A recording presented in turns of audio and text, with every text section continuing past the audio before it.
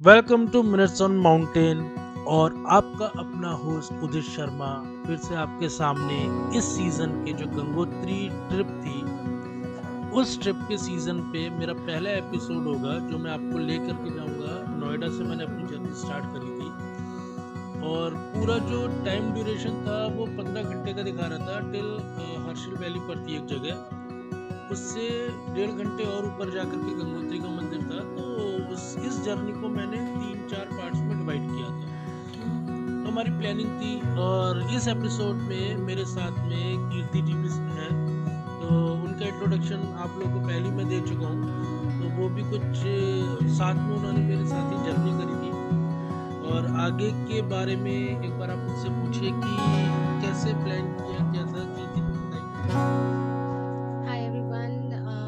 Thank you Udit for getting me on this podcast episode. और हाँ तो ये लास्ट जो हमारी ट्रिप थी फ्रॉम नोएडा टू गंगोत्री, बहुत लेंदी ट्रिप कहूँगी मैं। और बहुत ज़्यादा हमने एक्सप्लोर पहले नहीं किया था, मतलब स्पेशली मैंने तो नहीं किया था एक्सप्लोर कि क्या होगा। So we were at least I was of this impression कि जो भी होगा let's just go through that and let's experience a new chapter in our life. तो we started off in the night. सबसे पहले मुझे एक चीज़ बताइए, ये जगह कैसे डिसाइड करी थी? ये तो फिलहाल मैंने करी थी, बट आपके माइंड में सबसे पहले क्वेश्चन क्या है कि इसी जगह के लिए क्या आपने सोचा रहता नहीं, मैंने सोचा एक्चुअली है? इमेजिनेशन क्या थी, फीलिंग्स क्या थी, क्या आपके मन में क्या ख्याल ओके। तो मेरे को बहुत टाइम से ये फैसिनेशन था कि मुझे स्नोफॉल देखनी है। एंड मेरा इस ईयर का यही गोल था कि हम ऐसी जगह जाएं जहाँ हमें स्नोफॉल मिले। और इसलिए मेरा थोड़ा सा इंक्लिनेशन ऐसी जगह पे था जो कि थोड़ी सी एक्सटेंडेड हो और थोड़ा ऐसी हाइट पर हो कि हमें पॉसिबिलिटी हो कि हम स्नोफॉल देख पाए।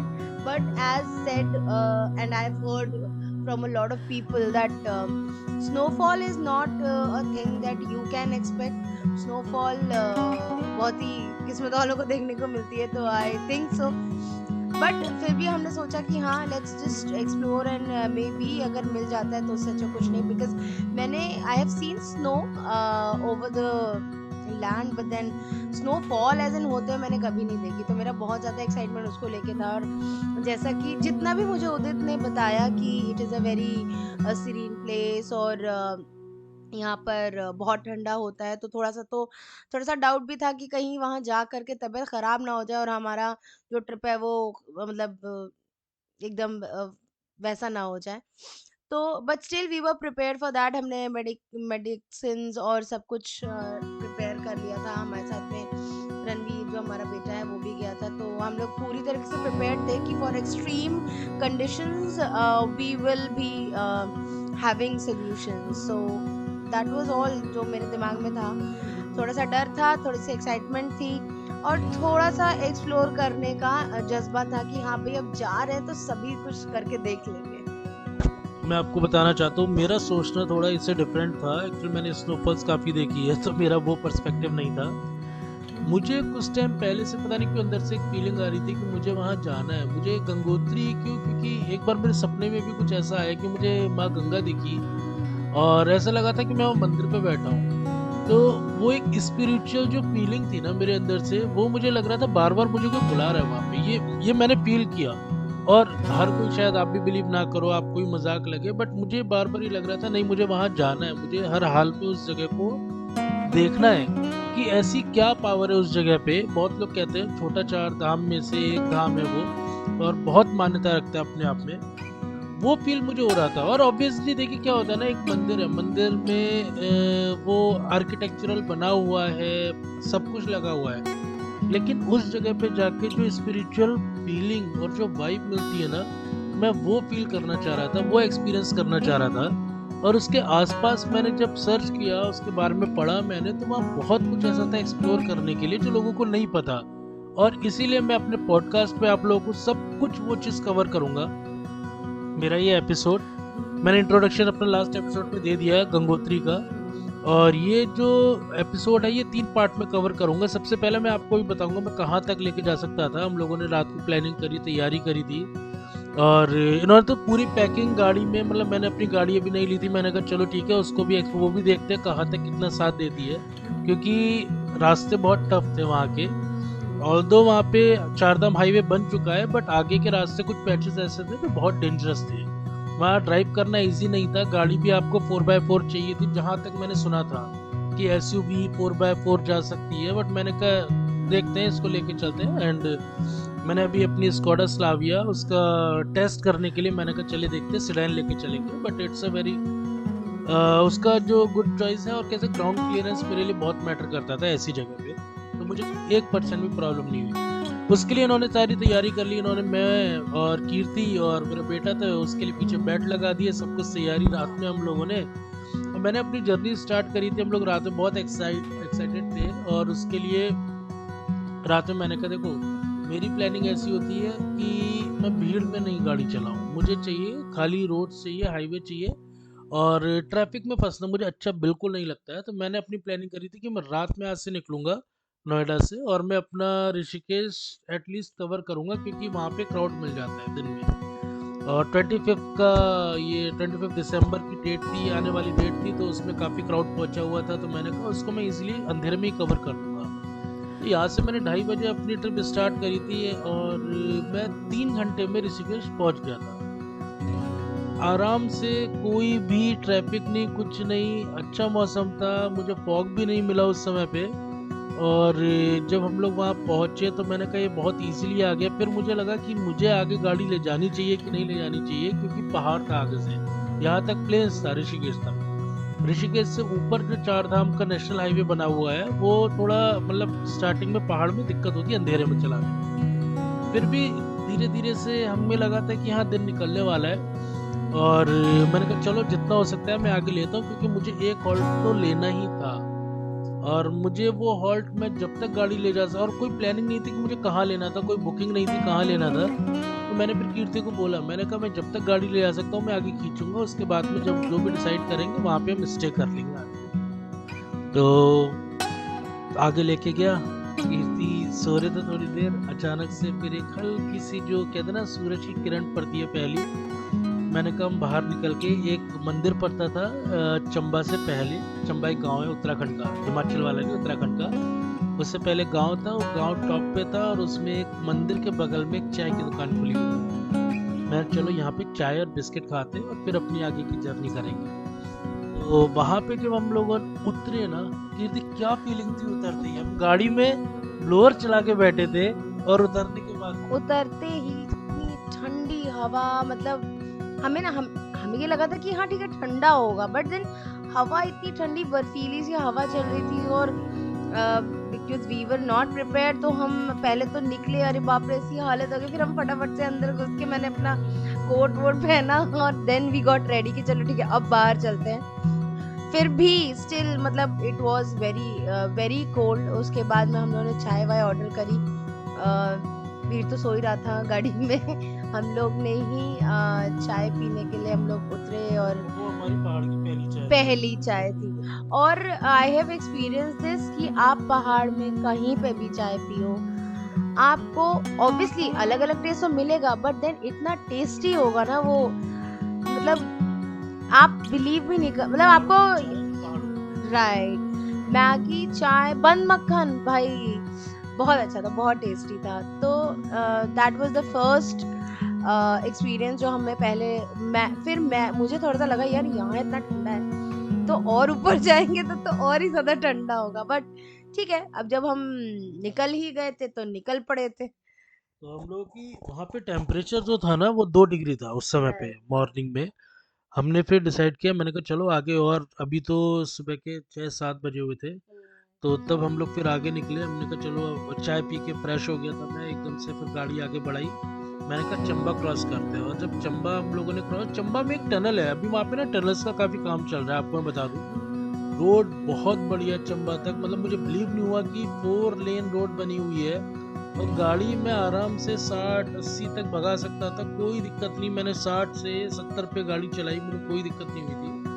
बहुत प्यारी, कोई भीड़ नहीं, कोई क्राउड नहीं, कि उस एरिया में ना काफ़ी कम लोग जाते हैं। लोग अधिकतर या तो ऋषिकेश में रुक जाते हैं या फिर देहरादून साइड पे जाते हैं। वहाँ पे बहुत कम ट्रैफिक जाता है। एक्चुअली हम लोग एक एक पड़ाव पार करते हुए जा रहे थे। पहला पड़ाव पार किया ऋषिकेश का, तो सोचा कि हाँ अभी आगे चल सकते हैं। फिर दूसरा पड़ाव आया यहाँ का, चंबा का।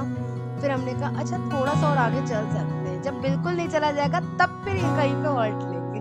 चंबा का एक अभी नया टनल बना है, और वो पहले लोग क्या होता है कि चंबा क्रॉस करते थे शहर, बट वो टनल क्रॉस कर देंगे, वो 800 मीटर का टनल है, पूरा चंबा शहर क्रॉस हो जाता है। वो बिल्कुल डिफरेंट है, आपको शहर के अंदर ही नहीं जाना पड़ता।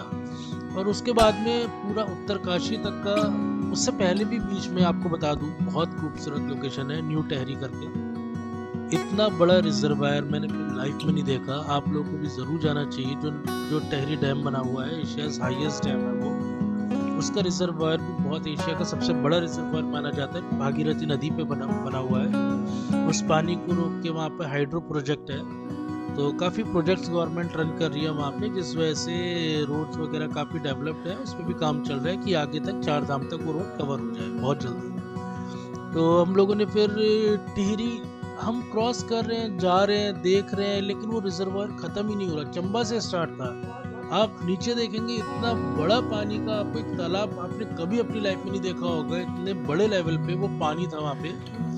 नीचे एक तरफ पहाड़ थे काफ़ी, और वहाँ पे वेजिटेशन चेंज हो रहा था धीरे धीरे। आप ऋषिकेश की तरफ जाएंगे बिल्कुल ग्रीन वेजिटेशन था, पहाड़ थे, पेड़ थे, लेकिन जैसे आप ऊपर जाएंगे ना आपको हर तरह के पहाड़ देखने को मिलेंगे। तो आगे जब हम चले थे तो हम लोगों ने फिर ये क्रॉस किया। मैंने कहा ठीक है हमारा टिहरी क्रॉस हो गया। मैंने कहा उत्तरकाशी ज़्यादा नहीं है, तो मैंने कहा 50-60 किलोमीटर और चला लेते, देखते उत्तरकाशी पे स्टे कर। हम लोग फिर उत्तरकाशी के लिए निकले। हम लोग तो बात करते रहते, निकल आया था, काफ़ी अच्छा लग रहा था, क्रेज था। हाँ, तो बाद में फिर जब हम लोग आगे पहुँचे उत्तरकाशी क्रॉस के, फिर थोड़ी मैं थक गया था, मुझे लग रहा था कि मुझे अब आराम की ज़रूरत है, क्योंकि मैंने 8 घंटे नॉन स्टॉप गाड़ी चलाई थी और बस एक जगह चाय पी थी। फिर मैंने कहा सोचा कि यहाँ पे आउट लेना चाहिए, बट उत्तरकाशी एक शहर था और वहाँ भागीरथी नदी जो है ना आपके साथ में चल रही है। ये वही भागीरथी नदी है जो गंगोत्री से निकलती है, गंगोत्री ग्लेशियर गौमुख से, और ये आपके साथ साथ चलती है और देवप्रयाग में आके अलकनंदा के साथ जब मिलती है तभी गंगा इसको बोला जाता है। तो ये भागीरथी नदी जब आपके साथ चल रही थी, बहुत प्यारा व्यू था। उत्तरकाशी बहुत खूबसूरत जगह अपने आप में। उसके बाद में फिर हमने कहा कि चलो थोड़ा ब्रेकफास्ट किया जाए। वहाँ पे जब हम लोग रुके, इनको भी भूख लग रही थी, उन्होंने कहा हमें भी कुछ खिला दो। मैंने कहा देखते कुछ ऑप्शन, तो अभी 4 धाम यात्रा का टाइम नहीं था, तो हमने कहा तो ऑप्शंस बहुत कम थे वहाँ पे, नहीं थे, बहुत ही दिक्कत, हम ढूंढ रहे थे कुछ बढ़िया सी जगह मिले। मैंने कहा होटल्स भी देखूँ, नहीं हुआ। फिर मैंने कहा उत्तरकाशी से मुझे हर्षिल में मेरी बुकिंग थी, हर्षिल वैली पड़ती है, बहुत खूबसूरत है, 4 घंटे का रास्ता और था। मैंने कहा मैं चाहूँ तो गाड़ी खींच सकता हूँ, बट मैंने नहीं चला बिकॉज फैमिली के साथ में मैं रिस्क नहीं लेना चाह रहा था, मैं भी थका हुआ था। एक जगह साइड में हमने गाड़ी लगाई, वहाँ पे हम लोगों ने थोड़ा चाय और मैगी ऑर्डर करी। वो भैया बहुत अच्छे थे, हमारे साथ में बात कर रहे थे। उन्होंने आगे का, उन्होंने कहा कि आगे ना जो रोड्स हैं वो ऐसी हाईवे वाली नहीं, वो सिंगल लेन रोड है, वो टफ है, तो आप चाहो तो रेस्ट कर सकते हो, आसपास देख सकते हो। तो हम लोग वहाँ पे ब्रेकफास्ट कर रहे थे, तो एक भैया आए वहाँ पे हमारे पास में, सौरभ भैया। सौरभ भैया। मैं उनकी डिटेल भी अभी मेरे वीडियो कंटेंट में आपको देखने को मिलेगा, पूरा मैंने उनका इंटरव्यू लिया है और यूट्यूब पे मैं शेयर करूँगा आपके सामने।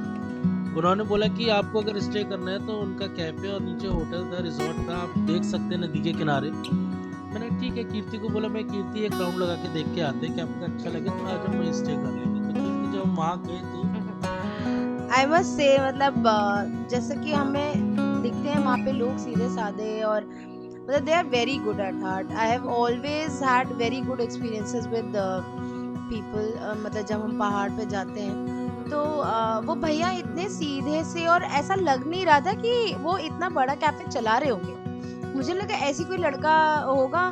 बट देन उन्होंने बोला आप आइए, आप चाय वाय पी लीजिए, फिर आइए आप एक बार देख लीजिए, अगर आपको पसंद है तो आप रुक जाना। उन्होंने चाय वाय खत्म करी, मैगी वैगी खाई, उसके अंदर हम वॉकिंग पहले करके गए। हमने कहा चलो देख लेते हैं इफ इट्स गुड, क्योंकि हमें स्टे सिर्फ नाइट के ही लिए करना था, अगले दिन की हमारी बुकिंग हर्षिल की थी। तो फिर हम साथ में गए and when we walk down towards this cafe, इतना प्यारा था वो, माय गॉड।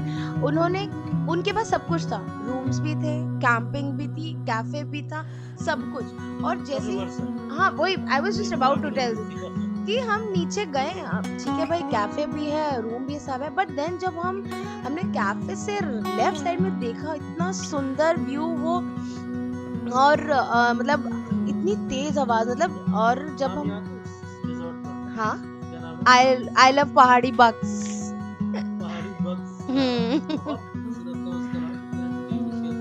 राइट, बहुत प्यारा, मतलब ऐसा कोई आपको बहुत लग्जरी टाइप कुछ नहीं मिलेगा, बट देन कैफे स्टाइल उनका वो था, जहाँ पर हमने लंच किया, उसके बाद में रूम भी अच्छे खासे रूम है, मतलब ऐसा नहीं मैं कहूंगी कि बहुत ही मतलब सही नहीं था, बट देन हाँ नॉर्मल नॉर्मल अच्छा था वो रूम, रीजन यस राइट। तो reasonable rate, then he was so such a gentle person. उन्होंने फिर बोला ठीक है आपके साथ बच्चा है तो एक काम करते हैं, हम रात में बॉनफायर भी आपके लिए अलग से कर देते हैं। फिर हम कैंप साइड के पास हमने बॉनफायर किया, थोड़ा अपना ऐसे ही थोड़ा बहुत मस्ती करी, गाने सुने। उसके बाद में because it was 24th of December, फिर नेक्स्ट डे क्रिसमस था, तो हमने, और हमें अगले दिन सुबह निकलना भी था, तो हमने थोड़ी देर वहाँ पे टाइम स्पेंड किया, उधर को थोड़ा सा अपना ऑफिस का काम करना था, तो फिर हम वापस से कैफे चले गए, वहाँ पे हमारा डिनर। एंड पहाड़ में इतने अच्छे लोग हैं कि आप अगर बोलोगे कि हाँ हमें डिनर करना है, लंच करना है, ठीक है, जब आप आओगे आपको गरम गरम सर्व करेंगे। ये हमने हमेशा जितनी भी ट्रिप्स हमने लगाई हैं उत्तराखंड में, हमने ये चीज़ हमेशा एक्सपीरियंस करी है कि वहाँ के लोग, मतलब it's not that welcoming, hospitality इतनी अच्छी होती है, ठीक है, आप जब खाना खाओगे बस हाँ यू हैव टू बी थोड़ा सा जेंटल कि आप भी ऐसे और टाइमिंग्स में मत खाना खाओ कि हाँ भाई उनका खाने का टाइम है 8 से 10, आप बोल रहे हो नहीं नहीं हम तो 11 बजे 12 बजे खाएंगे। नहीं भाई, when person is giving you that opportunity तो आपको उसको लेना चाहिए। तो उन्होंने बोला 8 बजे खाना, 8 बजे से 10 के बीच में खाना है, आप जब बोलोगे तो आप खा लेंगे। जब हम बैठे तो उन्होंने गरम गरम रोटी और सब कुछ सर्व किया, तो it was very very nice. मतलब ये चीज़ मैंने हर जगह देखी है उत्तराखंड में, आप कहीं भी जाओ आपको गरम गरम ही खाने को मिलेगा। बहुत ही मतलब अच्छा था वहाँ का एक्सपीरियंस। सब में रुक करके हम लोग ने फिर नेक्स्ट डे विदा लेकर के अपने घर में आगे की जर्नी कवर कर ली है।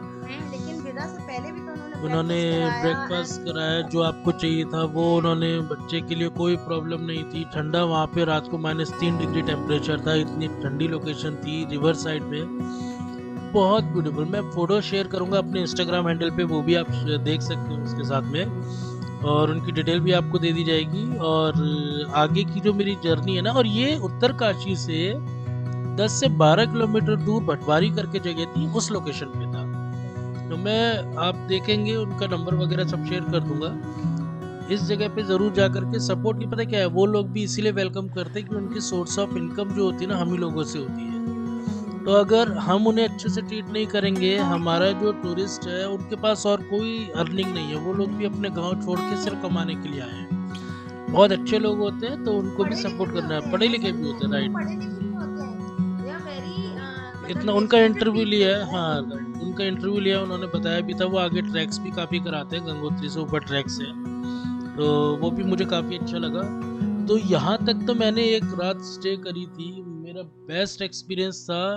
इतना खूबसूरत जगह, इतने टाइम में ना मैं जब पहुंचा तो मुझे ये लग रहा था कि आगे और कितना खूबसूरत होगा। राइट, जब उस जगह पे आकर के हमें इतनी खूबसूरती देखने को मिली, मैं सोच भी नहीं सकता था, मैं इमेजिन कर रहा था और कितनी खूबसूरत हो सकती है कोई जगह। हर मोड़ पे मतलब एक नया एक्सपीरियंस, एक नया व्यू। आप जैसे मतलब आप रास्ते में चल रहे हो, आपको एक तरफ भागीरथी नदी आपके पैरेलल चल रही है और लेफ्ट साइड में आपके माउंटेन्स हैं, तो आप चलते जाओगे आपको हर बार माउंटेन का व्यू अलग, स्नो कैप माउंटेन्स आपको दूर से पीक्स दिखती रहेंगी और बहुत ही ब्यूटीफुल।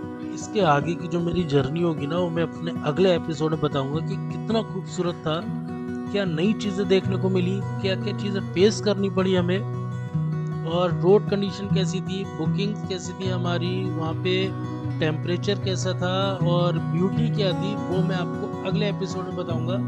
यहाँ तक का आप मुझे ज़रूर बताइएगा कि हमारा कन्वर्सेशन और जो हमारा डिस्कशन और हमारी जर्नी आप लोगों ने सुनी तो कैसी लगी, ज़रूर मुझे बताइएगा।